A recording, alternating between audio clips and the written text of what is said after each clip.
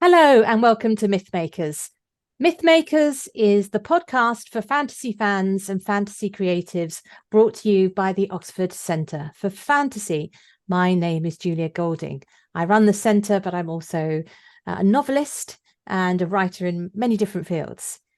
And today is one of my very favourite kind of episodes because I am joined by a fellow writer, but this particular writer is wandering in realms completely unknown to me, which is space. So welcome very much to David Levine. Hello. Here. Yeah, David is the winner of the Hugo Award for Best Short Story and an author of many novels. But today we're particularly going to be thinking about his next book, which is called The Kuiper Belt Job. And we'll put the link to David's website in the show notes so you can go and look at everything David's been getting up to. Mm-hmm. So welcome, David. First of all, your route into writing science fiction. Are you a scientist yourself? Is that where it comes from? Or were there some writers that you read along the way that inspired you to go into this genre? Well, my route into science fiction started when I was wee. My father was a science fiction reader. He read the pulp magazines in the 40s and 50s, and so they were all those magazines and the novels were just around the house when I was growing up. So it's almost inevitable that I would have wound up as a science fiction reader. And so am I a scientist? I'm a technologist. I'm retired now, but I spent my career working for companies like Tektronix, Intel, and McAfee. First as a technical writer, then as a software engineer, then as user interface designer, and then finally, before I retired, as user interface architect.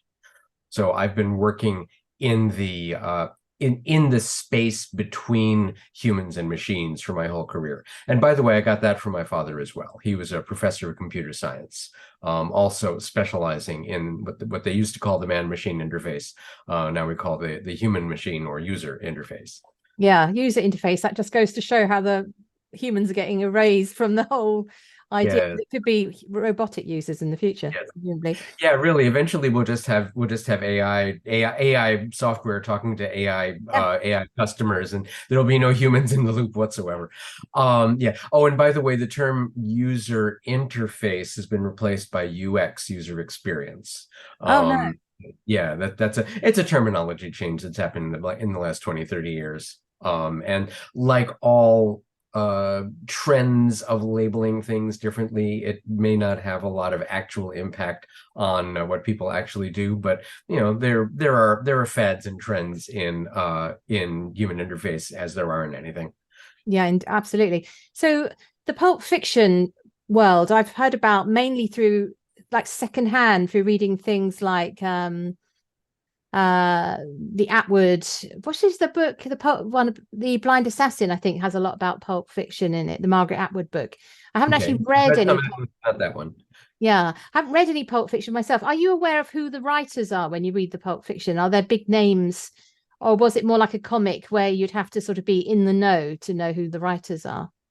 Well, the big names in pulp, unfortunately, some of the biggest names of the early pulp era, I'm talking about the 20s and 30s, are people like H.P. Lovecraft, and L. Ron Hubbard. Actually, was a Okay, very right. in the early pulp era. Other writers of pulp adventure fiction, not necessarily science fiction, include Edgar Rice Burroughs and oh, what's his name? He did the Conan series, Howard. No, not Ron Howard. Anyway, yeah. So the Conan books, and also a lot of the pulps. There was a lot of just sort of generic adventure and mystery. Leslie Charteris, the Saint, was a pulp mystery genre. So the thing is that the pulp magazines, um, if you think about what the street was like, go walking down the main street in 1920, 1930, and you would see magazines for sale all up and down the street. That there would be like a newsstand on the corner that would be just floor to ceiling of all of these magazine titles face out. And this was the popular culture in the days before radio. That before radio, if you wanted cheap light entertainment, you would buy a pulp magazine from the magazine rack. And these things were called pulps because they were made of incredibly cheap paper. Yeah. we're talking about paper that literally had chunks of wood coming out of it. This was paper with so much undigested wood and so much acid that even when it was just a couple of months old, it would already be yellowing and decaying because it would be eating itself alive. There are a lot of people who collect these old pulp magazines, and just preserving them from their own self-destructive tendencies is a big problem here. So, I mean, and the thing is that these pulps, this is not quality literature. I mean, we use pulp as a synonym for bad, because they were very bad. They were written extremely quickly and turned out. It was, as I said, this was popular entertainment in the days before radio, before television.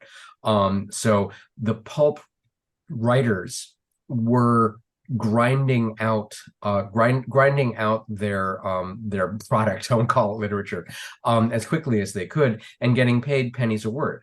Now, admittedly, 5 cents a word in 1920 was actually something that you could live on.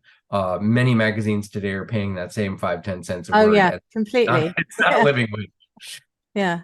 So you started with this sort of rich, like an earth or a prepared bed of all these things around the house, where you've got the Pulp Fiction with the many different story styles and a father who's enthusiastic about it. Was there one particular story, perhaps a novel or something, which actually was like your gateway to thinking, oh yeah, I could do this, that led you to taking this path of actually writing your own stories? I can name a couple of novels that struck me significantly when I was a teenager. One is called Hospital Station by James White. This is what we used to call a fix-up novel, which is to say it's a bunch of short stories published in a single novel with some connecting material to make it feel more novel-like. And Hospital Station is the story of an interstellar multi-species hospital. And the thing about Hospital Station that was kind of unique at the time and still makes it very memorable and significant to me is that it was all about people from different species coming together to solve problems. This was not, I mean, the contemporary science fiction at the time that White invented Hospital Station was typically on the cover of these cheap magazines. You'd have what they called the unholy trinity: the boy, the babe, and the bem. The jut-jawed space hero, the sexy space heroine with her brass brassiere and globe helmet, and the bug-eyed monster, some kind of horrible science fiction monster. And so there'd be the three of them together on the cover, and that's how you knew it was a science fiction publication. So into this comes James White, and he says, I want to write stories about people working together to solve problems. So he conceptualizes a hospital in space. And the stories of Hospital Station are problem stories. It's an awful lot like House. It's called House in the US. I believe it's Dr. House MD in the UK. No, we call it House too. The Hugh Laurie yes, program. that one. Yeah. So the thing is, of course, these are medical mysteries. Somebody comes in with a terrible medical problem, and you have to try to fix it. So imagine then that it's a combination of a horrible medical problem and an alien first contact story, because in many of the Hospital Station stories, they're making first contact with an alien species, and they have like a crashed spaceship or an extremely sick alien of a type that they have never encountered before. And first you have to find out, well, how do we communicate with this being? What kind of atmosphere and gravity does it need? And then there are, of course, always politics involved in these things. In the universe of Hospital Station, there's an entity called the Monitor Corps. They don't have armies, but they do have monitors. And so this is kind of the interstellar police force that comes in and takes care of problems that can only be solved with guns. But this is a small subset of the problems in these stories. The stories are mostly medical. The problems are mostly medical. And I love the characters. Some of the main characters are non-human. There's an empathic bug called Prilisla, which is kind of a human-sized damselfly, very, very fragile being that can only exist in our gravity by using a gravity nullifier. The Trantor are a species of elephantine elephantine creatures that have a symbiote which has extremely fine manipulative tentacles. And so together, the Trantorians and their symbiotes are the best surgeons in the universe. And yeah, I mean, all of these things are stuck in my head from 40 years ago. That's how significant that book was to me. And I distinctly remember that I had a cousin who came by and dropped off a box of science fiction books that he was done with, and Hospital Station was the one that jumped out to me. And another book that was very significant to me at that time was Ringworld, Larry Niven's classic science fiction travelogue, really, about a group of people exploring a world, a structure, which is a ring that surrounds a star. So the inner surface of this is a ring that is as big in diameter as the orbit of the Earth, so that it gets an Earth-like level of solar radiation at the surface, which means that the total surface area is enormous, millions and millions of Earths. And so you have many, many cultures that exist on this ring world. But the problem is that because a ring world is an artificial thing, that when civilization falls, it falls hard. And so civilization fell on the ring world tens of thousands of years ago. And so now the whole thing has collapsed into barbarism. But there's no, you can't come back from it. There's no possibility of mining, because, if you dig down too far, you hit vacuum. So it's an adventure story. It's a travelogue. There's politics, there's interspecies conflict, and Larry Niven's aliens are the best. The thing is that I still think of Larry Niven as one of the Young Turks, because he was an up-and-coming new writer in the 70s when I first started reading this stuff. And he was in reaction to the previous generation, the Heinlein and Clarke and Asimov generation.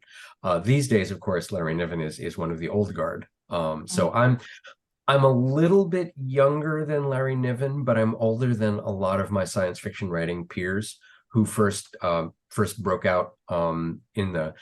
I made my first professional sale in 2000, but I was 49 in 2000. And most of the other writers who broke out at that time were in their 30s. So I cross generations, depending on who I'm thinking. If I'm hanging out with my science fiction fan friends, I'm often the youngest one in the group, because I'm right halfway between Generation X and the baby boom. So when I hang out with science fiction fans, most of whom are boomers, I'm younger than the average. When I hang out with my science fiction writing peers, most of whom are Generation X, I tend to be the oldest. So it's an interesting place to be. So emerging from what you've been saying is that science fiction often takes the long view, the very long view, in some cases, like the Ringworld book. But looking at your own career in the same way, one thing that struck me, you saying that you had your first deal in 2000, more or less. And that charts the period of the growth of the internet, and probably at the end of the 2000s social media. And I have noticed, obviously, there's a very tight correlation between science fiction readers and being an early adopter of all these technologies, just because that, they're savvy. Absolutely. And they know what they're doing. Have you found that that's changed how you write, or so you've gone from a world of Pulp Fiction, which is read in the family home, and now you're living in a space which is always open to the rest of the world, always online, always being molded by the conversation of the day. Have you found it's affected you as a writer and how you imagine the future in your books and the world? Absolutely. Science fiction is never about the future. It's always about the present. Science fiction is a way of projecting our hopes and fears about the future, and making them concrete, because the primary tool of science fiction is the literalized metaphor. That if what you want to talk about is if you're personally concerned about, for example, an unwanted pregnancy, then you might wind up with something like Alien, where you literalize the metaphor of having this horrible thing growing inside yourself. There are lots and lots of science fictional stories that, you look at the trends. In the 1950s, there was a lot of alien invasion fiction. That's because Americans were afraid of the Russians. In the 1980s, there was a lot of biological horror. And then you have the cyberpunk movement, which is a response to the corporatization of the world in general. And really, the cyberpunk movement was kind of prescient because cyberpunk's corporatized future has actually kind of come true, which is not a good thing. Well, yes, I think that there is an element of science fiction creating a way of thinking about something which allows technology to move into the space as well. Mm-hmm. You have to imagine it before you can design something. So yes, there is and there are a lot of people who have hung out a shingle with their name on it and the word futurist. Most people who call themselves futurists, well, most of the people I know who call themselves futurists are science fiction writers, either some of the time or most of the time. Cory Doctorow, for example, wears both the hats of science fiction writer and person who is actually thinking about and influencing the future of technology. John Shirley describes himself as a futurist. There are I think David Brin would probably identify himself as a futurist. There are some people who call themselves futurists who are not science fiction writers, but if you look at what they're writing basically science fiction with only setting and no characters, because of course they're trying to envision a future and write about it in such a way that the reader can put themselves into that future and think, gosh, this might be what's coming. What can I do to either make that happen or change it? Yeah. So let's talk a little bit about your latest book, The Kuiper Belt Job, which I sort of briefly described to myself as a kind of prison break story with a heist element, with a crew of Desperado sounds like a Western, but it has that feeling of a crew of misfits put together to do the job. Is that a fair description? Is there anything that you'd like? I love that description. That is very much the way I would have described it. If somebody asks me to describe it, I describe it as a caper novel in space. Yeah. It's like a mashup of Firefly, Leverage, The Expanse, Ocean's 11.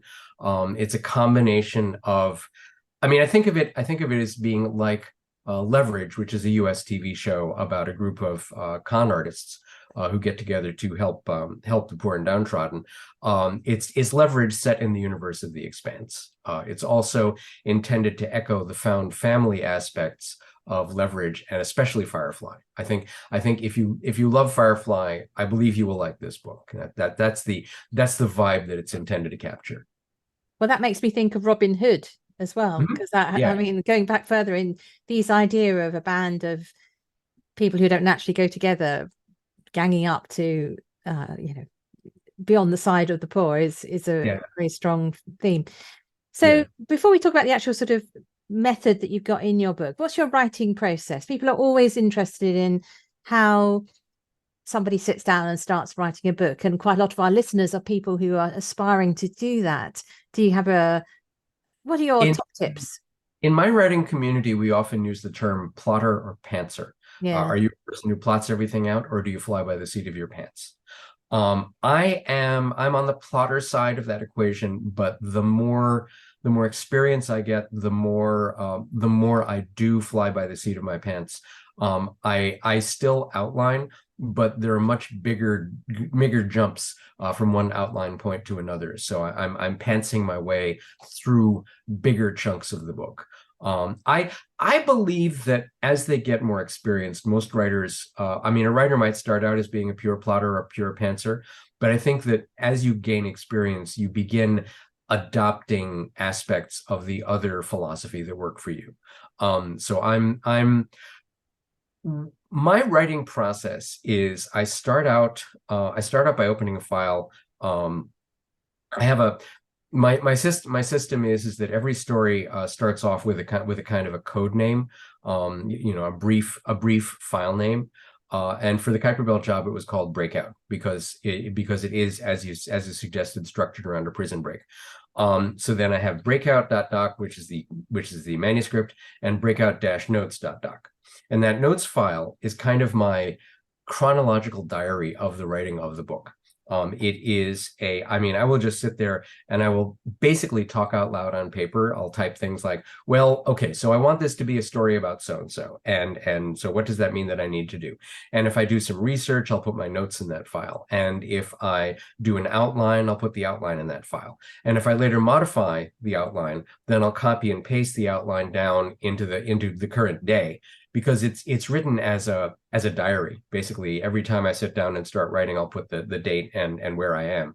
And then as the outline grows and changes, I'll copy and paste it. So I can actually look back and see previous iterations of the outline in the same file.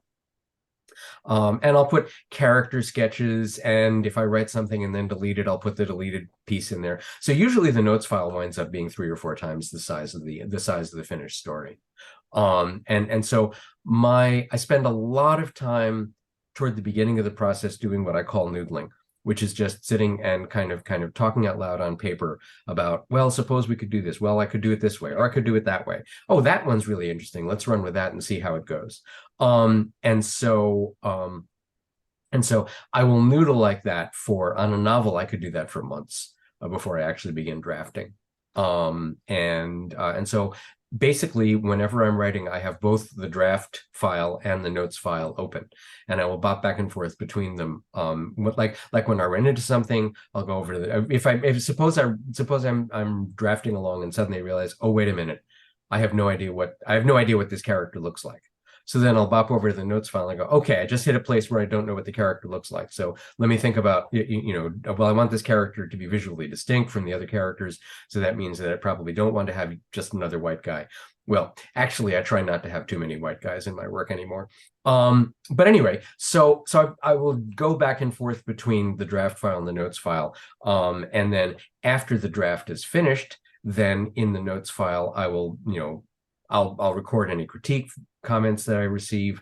If I need to go back and redo something, I'll talk about the process of going back and redoing it. So, and the notes file, starts before the draft begins and continues long after. Like right now, my notes file for the Kuiper Belt Job is talking about marketing.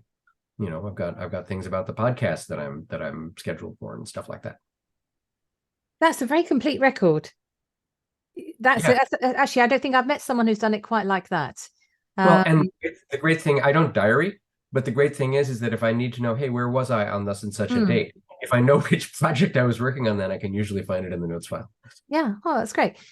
So I noticed when I was reading your book that you clearly really enjoy working out the impact of the science of the world, the physics, I should say, the physics of the world. I do love it. I do love it so. Yeah. For example, the different kinds of gravity, and that seems to me something you've inherited from the hospital ship you mentioned, because of that I can see a definite correlation there. But I also was interested that you were bringing into the science fiction world some real identifiable illnesses like Parkinson's and disability and things like that. Is that something you felt was missing, that you making a conscious effort to mainstream issues that a lot of us have and live with? Yes, that was deliberate. Okay, so as a white guy, I am very conscious of my privilege and working hard to use my privilege to uplift those who don't have it. I can't, in and of myself, there's nothing that I can do as a writer to get more writers of color and writers, you should pardon the expression, writers of gender, writers with disabilities. I do try to promote writers of color, N.K. Jemisin, and Temis Bradford, and Nnedi Okorafor. I mean, these are all people that I've met through the science fiction community, and I do try to, well, like when people say, hey, can you recommend a book? I will always try to recommend a book by a woman or a writer of color, if at all possible. And so I am a white guy, but I can try to make my characters more diverse. So one of my goals for this particular book, this is an ensemble. There are 5 viewpoint characters and a total main cast of something in the vicinity of 10. And one of my goals was no white guys. There is one white woman in the main cast, but she has Parkinson's, as you said. And the thing is, I recognize that we need to have more disabilities in our science fiction, because almost all of us will become disabled to some extent at some point in our lives. And so acknowledging disability as part of the human experience is something that we have not done very well at in our fiction. And so I'm doing what I can. The particular case of a lot of one of the problems that people run into when they try to include disabled characters in their work is that the disability is either like it's an inspirational thing where oh, look at this disabled character, they're so plucky, or the disabled character is an object of pity, or the disability is somehow magically eliminated at the end of the book. Oh, look, the disabled character is rewarded by becoming not disabled anymore. And that's not how real life works. Disabled people, generally speaking, stay disabled. You've probably heard the term temporarily able-bodied. That's the term that I use for myself.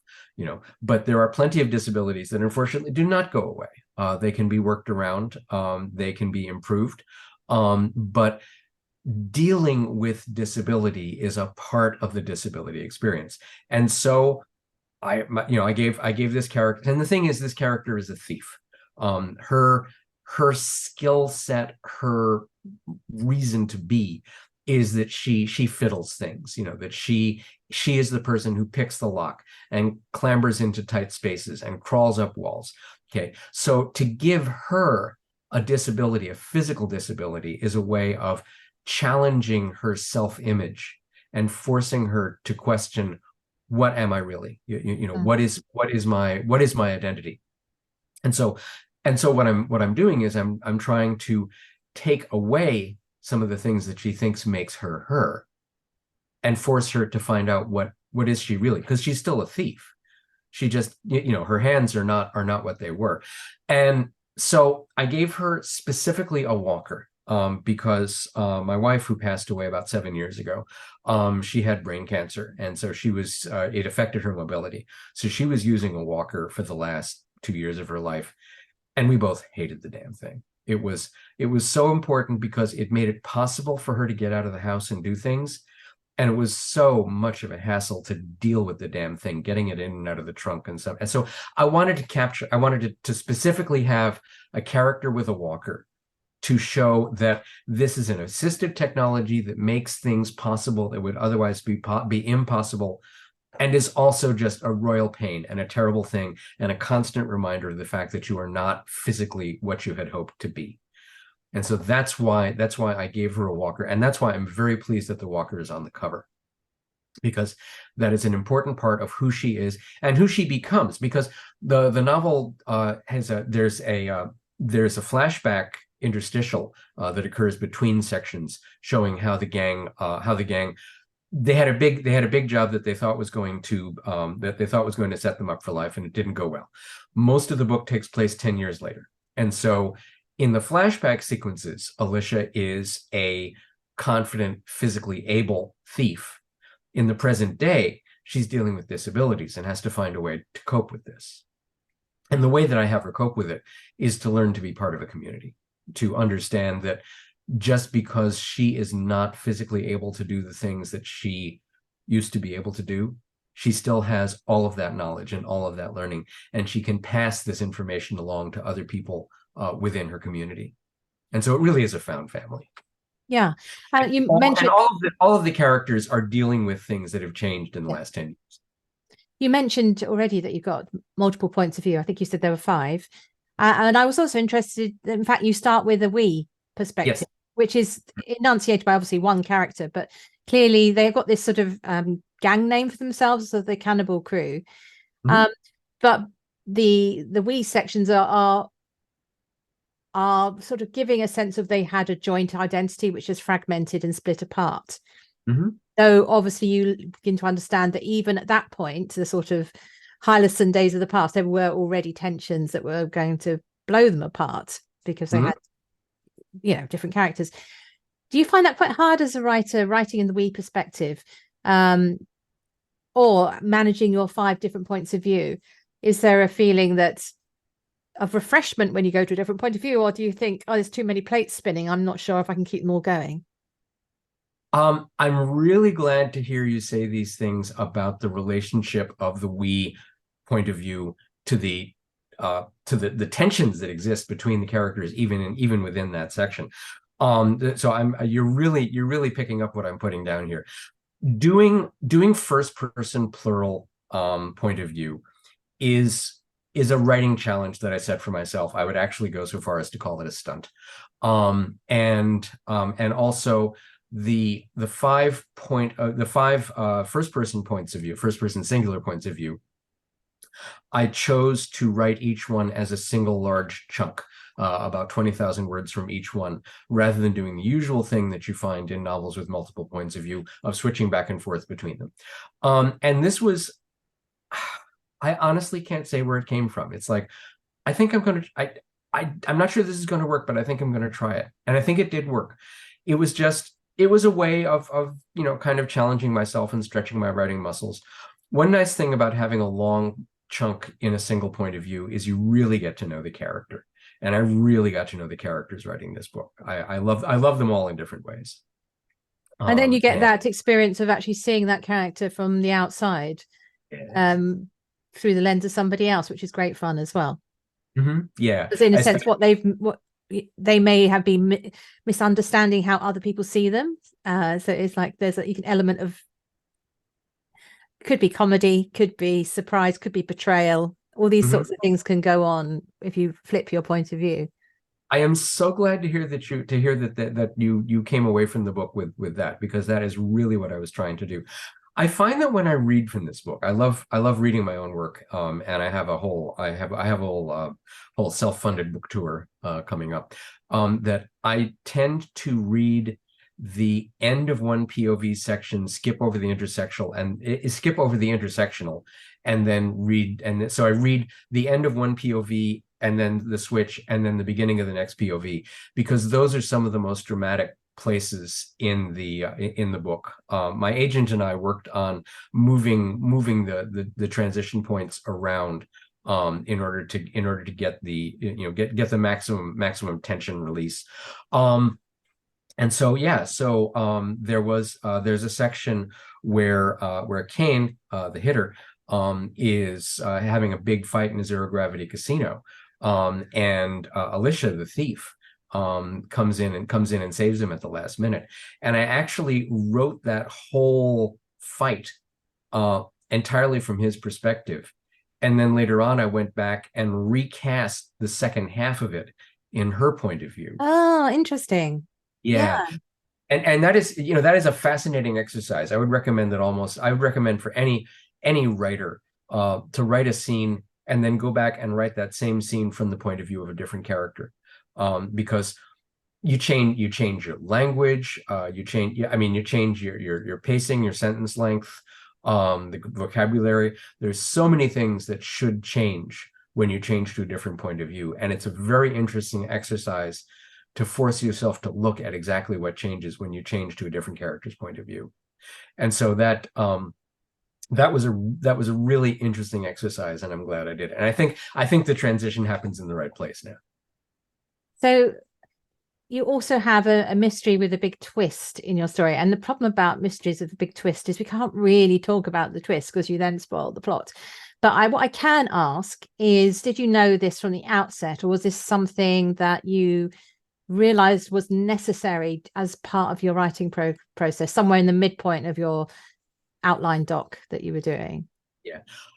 The big twist is actually the starting point of the whole story. Okay. That was that secret was the thing that I knew that the book was actually going to be about. And I don't think it's giving away too much to say that the book is fundamentally about identity. Yeah, and I think it's going to be really, really popular with science fiction fans, that twist. It's, I can just see it really appealing. Anyway, we really mustn't give it away.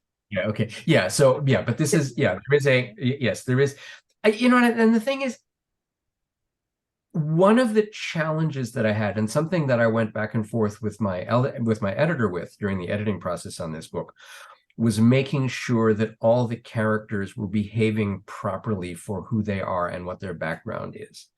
And when you have a character whose background is hidden, I actually had my editor saying, well, this character would never say that. And I go, well, actually, if you knew that, when you get to the end of the book, you'll understand why they did. So, and she did. She came to the end of the book and said, wow, okay.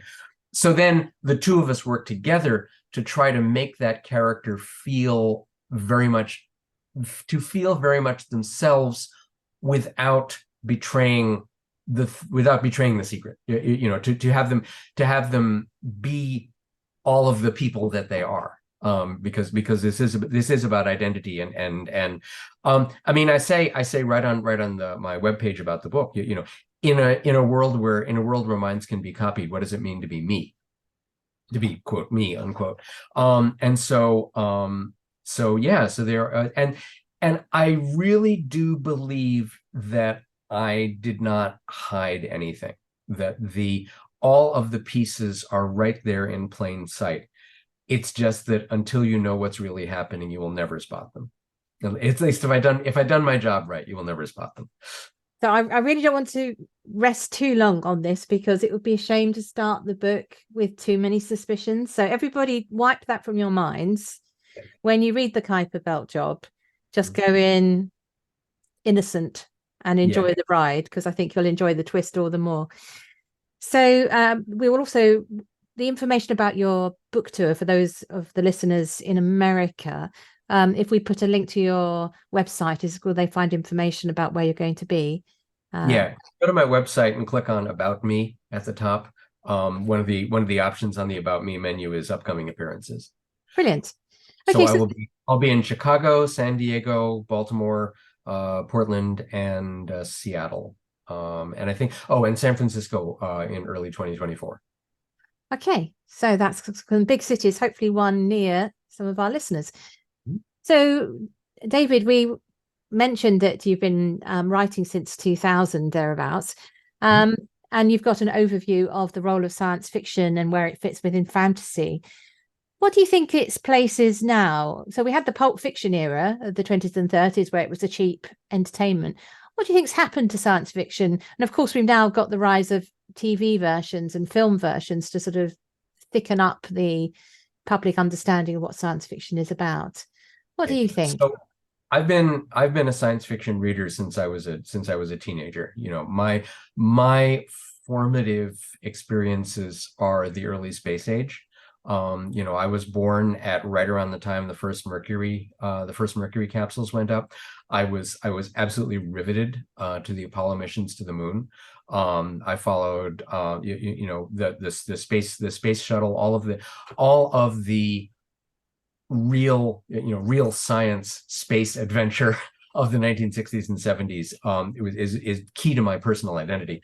And so but as somebody who's been in the science fiction field as a reader and then as a writer since the 1960s, I've seen science fiction change quite a bit. And furthermore, I have a lot of, I know a lot about the history of science fiction going back to the 20s and 30s. So I've seen how science fiction exists as part of mainstream culture. And over the past 50, 60 years, science fiction has grown from being a thing that people would look down upon, that you would literally, like if you were reading a science fiction magazine on the subway, you would hide it behind a newspaper because you didn't want people to know you were reading that sci-fi crap. That if you told teenage me in 1975, so before Star Wars came out, I was a Trekkie. I was a fan of Star Trek beginning with the beginning of Star Trek in 1966 or 7. And so if you told teenage me that you're going to be able to stand on a street corner in any town in the world and see like maybe 1 out of 3, 1 out of 4 people walking by is wearing a t-shirt with a science fiction TV show on it, I would never have believed that science fiction has swallowed pop culture. And so what that means is that so much of our pop culture, things that people today don't understand just how dominant Westerns were in the 1950s. That in the 1950s, literally every other TV show was a Western. And there's a reason that Star Trek 1966 starts off with the lines, "Space, the final frontier." Star Trek was explicitly pitched to the networks as wagon train in space. That Westerns were so dominant, and science fiction has grown up to the point that it is now that dominant in culture, that science fiction, and especially superheroes, are so dominant in culture that basically science fiction is pop culture. Look at San Diego Comic-Con. When I was a teenager, Comic-Cons was a little thing that you'd have, you'd have at some hotel where you would go and you would trade old comic books with your other comic book fans. San Diego Comic-Con is the biggest convention in San Diego, which is the biggest convention town in the country. Okay, San Diego Comic-Con is huge. Comics and science fiction are a huge business. They basically become our pop culture. And it is fascinating to me, as somebody who has lived through all of this and also has a lot of information about what happened before I was born, to see how science fiction and wider pop culture have kind of destroyed each other. Because science fiction used to be the idea that, oh, anybody that reads science fiction has a forward-thinking mind, and this is somebody who obviously has thought about the future and will have some ideas about what's going to happen next. That's been completely destroyed, because just about everybody's a science fiction reader or watcher now. Just about everybody watches science fiction. When I was a kid, we had one science fiction TV show on TV at a time, if that. I mean, I remember when Gene Roddenberry came to, I believe it was ABC, with his idea for Star Trek, and they listened to him and they said, "Sorry, we've already got a science fiction TV show. It's called Lost in Space." Okay, that the idea that when I was a kid, there was only one science fiction television show at a time. Now, admittedly, we have many more TV shows, what with streaming and all, but still, the number of different simultaneous science fiction TV shows, movie series, massively popular, Game of Thrones, massive international bestseller. Terry Pratchett, largest selling author, period, in the UK. That science fiction and fantasy have dominated our pop culture landscape. And so in some ways, this is great, because it gets science fiction concepts that I think are important for people into the global conversation. And in some ways, it's terrible, because it's turned science fiction into just entertainment. That science fiction has been dumbed down by becoming pop culture, as opposed to the days when we would say it's a proud and lonely thing to be a fan. That back in those days, if you met a person and you just happen to meet a person and you start talking, "Oh, you read science fiction," well, then you knew something about that person. And these days, it still tells you something, but not as much as it used to. I was thinking, was you were talking about the difference over in the UK, because we obviously imported Star Trek, and I can remember it was one of the first programs I saw in color, because of the shirt colors. I Yes. vividly remember that. And that is, of course, exactly why they have those strong shirt colors, because it was a very new technology. Yeah, absolutely. It makes perfect sense. But we also had Doctor Who, which is a particular British take on science fiction, I think, in the way it's conceived. Yeah, no, Doctor so British. We had have you heard of Blake's 7? Oh yeah. Yeah, that was a really traumatizing experience of my youth, because it's a very daring program. Again, the end. So dark. It's so very, very dark. There's never been a mainstream television series. There's never been a mainstream science fiction television series as dark as Blake 7, at least not until like the late 2010s. Yeah. I think people think they're being very forward thinking now to sort of do these sort of cynical programs, but it's been done. The 70s were there, you know. Yeah. And of course, you know, Blake 7, like Firefly, like the Kuiper Belt Job, is a story of found family. Yes, there is actually, you're right. Yeah, They're the desperados. Yeah. Yeah. Wonderful stuff. So I was interested in you saying how science fiction has swallowed up popular culture, and I think if you include superheroes in that, that's absolutely true, isn't it? And of course you can. But do you think the science fiction of the type of Star Trek in particular, while I have this sort of mixed feeling, I love Star Trek, but there's this side of Star Trek where it's exploring important themes like diversity. I can remember in the Next Generation, there was a series about whether or not the warp drive was actually damaging the environment of space. They're very sort of switched on to you know, issues we're facing about our present. But there's also this promise that, don't worry, guys, in the future, we'll be able to leap from planet to planet without too much trouble. There will be a federation. There's a sort of imaginatively paving the way. And I always think of that when I see those T-shirts saying there's no planet B. Right. So do you think there's a possibility that science fiction is actually blunting our edge, understanding things like the climate crisis? There's no question in my mind that a lot of people, and here I'm going to specifically call out Elon Musk, are betting the farm on there being a planet B. You know, just saying, oh, we'll fix this problem. You know, we fix the hole in the ozone layer. We'll fix climate change. And I think that level of naive techno-optimism is related to the science fiction mindset, but I think these people would be having these same thoughts even if there were no such thing as science fiction. You know, that there's always going to be there's right now in my social media sphere, there's a lot of discussion about Mark Andreessen has published an essay just in the past week in which he identifies basically the humanities as the enemy. Saying that all these people putting all these safety restrictions on our technologies, you know, they're just trying to stifle innovation. And it's like, no. And the thing is, I think he would have that attitude even if that wasn't science fiction. He certainly doesn't reference science fiction explicitly. He's got that same that naive techno-optimism that you had in the railroad barons of the 1880s. You know, that there has always been this idea since we entered the modern world in, say, the Enlightenment, say. Okay, we're going back to then, 18th century.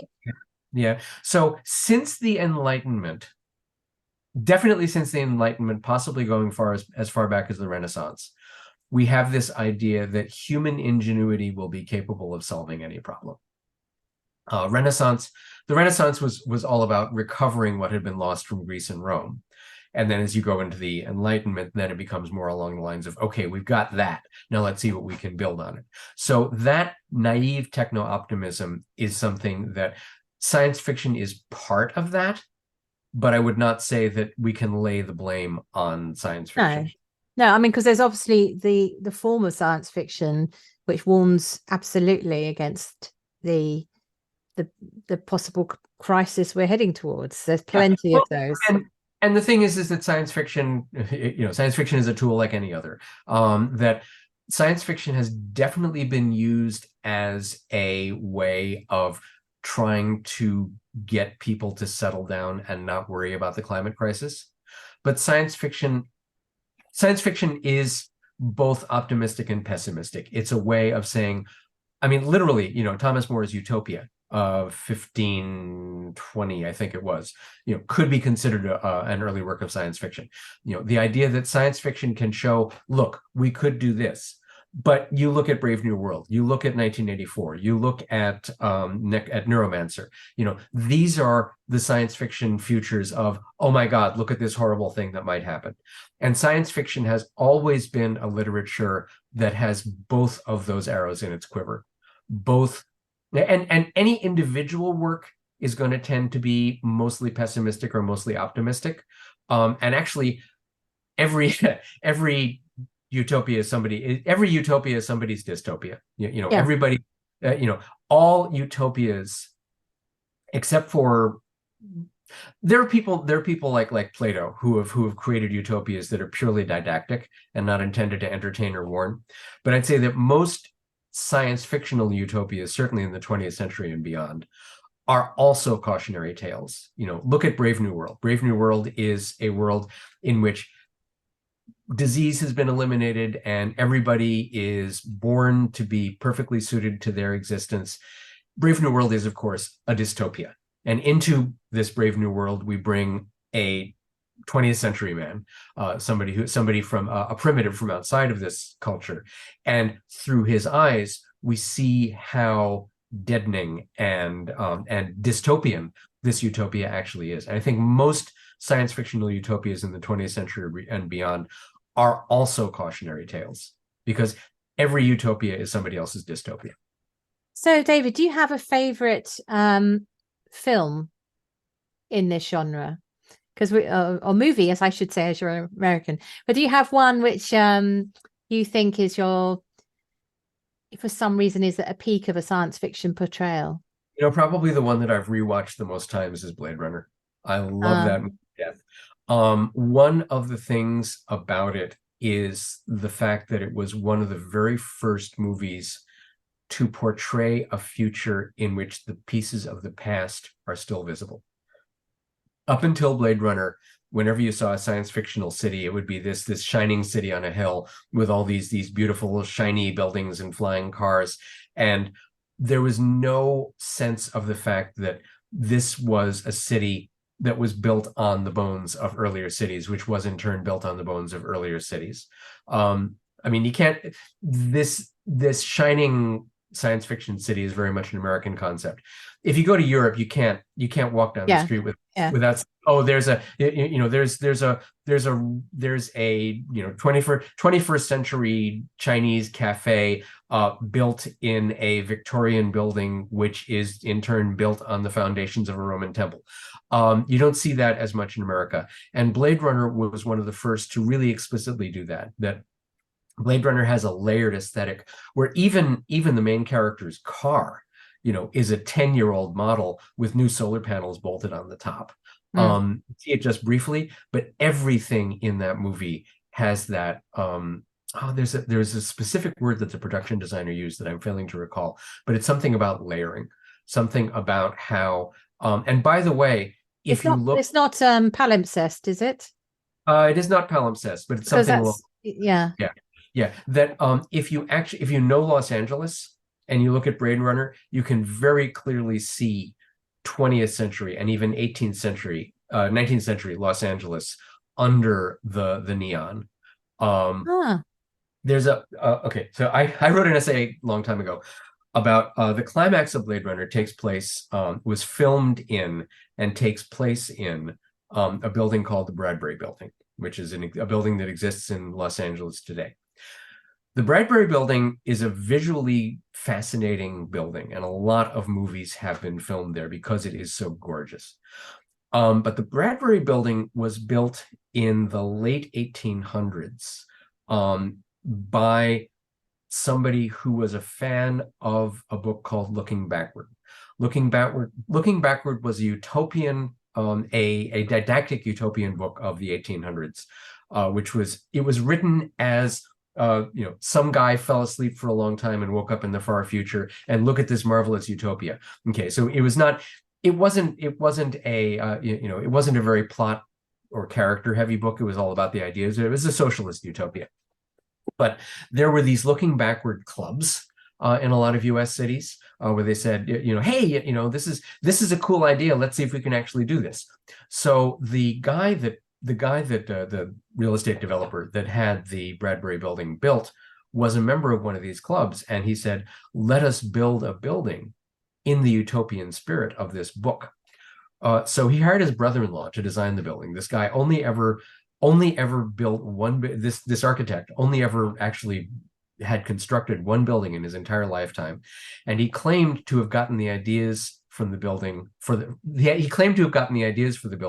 from his late brother who had died quite young. So he got the idea in a seance to design a building based on a utopian novel. And it's a beautiful building. I've been there. It's a gorgeous, gorgeous building. It's got this marvelous glass-topped atrium. There's a shot in Blade Runner where Roy Batty looks up and sees a blimp going by overhead with the searchlights coming down through the glass ceiling. And the idea that you'd have this atrium filled with light with a glass ceiling to let the sunlight in, that was completely unheard of in the 1880s when that building was built. And I think that's why it's been used in so many movies. And I don't know that they specifically chose it for Blade Runner, but I do know that they specifically refer to the Bradbury Building. I think they even use I think the words Bradbury Building even appear in dialogue. And there's the front of that building has a couple of twisted columns, very distinctive, and you can see them. The actual columns in that shot were a set because they didn't have the rights to shoot on the outside of the building, but they did shoot the inside.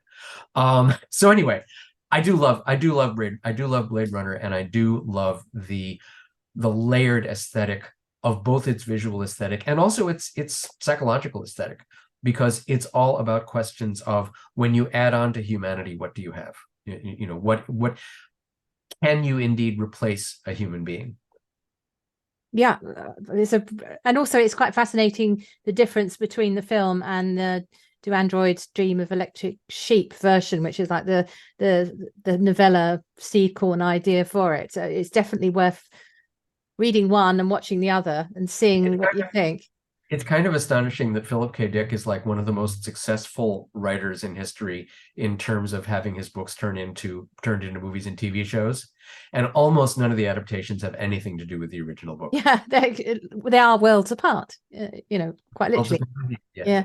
So you've told us along the way some of the places that we might want to read and things we want to look at. But do you have one good read that you want to, other than your own books, obviously, that you'd suggest people go and look to? You mentioned some contemporary writers that you're promoting. Is there only one between them that you'd like to pick out and suggest we pick up and read? I'm going to call out The Fifth Season by N.K. Jemisin. It is, I mean, I did some what I consider stunt writing in the Kuiper Belt Job. The Fifth Season leaves that in the dust. It is an amazing piece of writing, and okay, and I'm not going to give you any more spoilers than that. Read carefully. And another one that I can really recommend is called The Lady Astronaut. No, it's the Lady Astronaut series by Mary Robinette Kowal, and I'm suddenly blanking on the title of the first book in the series, because there was a short story called The Lady Astronaut of Mars, which she eventually adapted into a book. I'm sorry, I do not recall the title of the book. You can put it. But that should be enough for us to find it. And when I do, I'll find the Mary Robinette Kowal Lady Astronaut series. Yeah. Thank you, David. And just to round up today's fascinating discussion, I'm certainly fascinated by this looking backwards movement in the 19th century, which I had no idea about. We always end with where in all the fantasy world is the best place for something. We've done things like the best forest, the best inn, the best, I know, best place to be a musician, that kind of thing. But in honor of your opening few moves in your book, I thought we could do where in all the fantasy world is the best place to go to a casino. Because actually casinos crop up a lot in science fiction, which is not unconnected to the fact that it's come out of the Western genre. Indeed. Because there is definitely a sort of growth out of the old bar scene in Western. So if you got a casino that you'd like to walk into. The first one that comes to mind is the casino in the most recent Star Wars trilogy, I think in the second movie of the Rey trilogy. That movie I find kind of weak. And that scene actually, in terms of structure and plot, leaves much to be desired, but the visuals are phenomenal. I mean, I'm thinking, and you think about casinos, I'm thinking of Ocean's 11, which, I'm gonna claim that Ocean's 11 is science fiction because it is fiction that depends upon technology. Okay, you're expanding the. Why Going not? to adopt it. Going to adopt Ocean's 11 into the science fiction genre. But yeah, there's a lot of casinos, and there's a lot of casino heists in science fiction. So yeah. But unfortunately, at the moment, the best science fiction casino I can think of is the one in the Kuiper Belt Job. But Yes, I of don't have course. Yeah, it's an excellent casino, nice and Yeah. grungy and full of danger. Yes. I think personally, we've been talking about Star Trek. I think I'd quite like to go to a Star Trek casino, though it might be quite fun to go to the Galaxy Quest version of it. Oh yes. Yeah, because Yes. I was going to say that my favorite science fiction film is oddly Galaxy Quest, because It's it manages both to be a homage and a sort of spoof, but a very respectful spoof. And if you're a science fiction fan, it manages to both gently mock you and reassure you at the same time, which is a great. It's a loving parody. Yeah. And yeah, there's a great casino on Deep Space Nine. There's a great casino in on Babylon 5. That interestingly, you've got to get a sufficient mass of people together in order to support a casino. Yeah, I wouldn't mind one on the holodeck if I get to hang out with a crew. I mean, probably Next Generation crew. Yeah, holodecks can be dangerous places. Be aware. Yeah. Thank you so much, David, for spending your time with us today. And just to say again, for everyone who's listening, David's new book is called The Kuiper Belt Job, and it's out imminently. So do pre-order it now. And some of you might be able to join David on his book tour as well. Thank you very much. Okay, thank you.